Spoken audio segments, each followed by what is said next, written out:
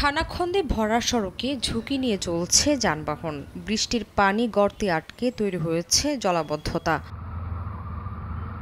2021-22 অর্থবছরে শরীয়তপুর সদর থেকে বঙ্গবন্ধু এক্সপ্রেস হয়ে গোলচত্বর পর্যন্ত 27 কিলোমিটার সড়ক সংস্কারের উদ্যোগ নেয় সড়ক বিভাগ। টেন্ডারে 13.5 কিলোমিটার করে আলাদা দুটি প্যাকেজে কার্যাদেশ দেওয়া হয়। এর মধ্যে সদর থেকে জাজিরা টিএনডি পর্যন্ত প্রথম অংশের কাজ এগিয়ে গেলেও চরম ধীরগতির টিএনডি মোড় থেকে বঙ্গবন্ধু এক্সপ্রেসওয়ে পর্যন্ত 13.5 কিলোমিটার অংশের খানাখন্দ আর জলাবদ্ধতার মধ্যে ঝুঁকি নিয়ে চলছে পণ্য ও যাত্রীবাহী পরিবহন। প্রায়ই ঘটছে ছোট বড় দুর্ঘটনা। গাড়ি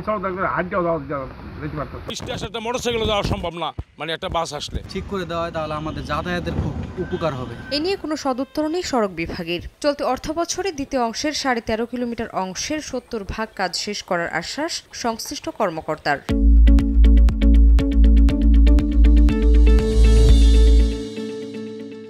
আশা করছি যে এই অর্থবছরে এই 3 নম্বর যে প্যাকেজ জাজিরা টিএনটি বাজার থেকে নাওডাবা, এটার প্রায় 70% পর্যন্ত কাজ সম্পন্ন হয়ে যাবে। দ্বিতীয় ভাগের 13.5 কিলোমিটার সড়ক সংস্কারে ব্যয় ধরা হয়েছে 124 কোটি টাকা। আর প্রকল্পের মেয়াদ বাড়িয়ে কাজ শেষ করার সময় নির্ধারণ করা হয়েছে 2026 সালের ডিসেম্বরে।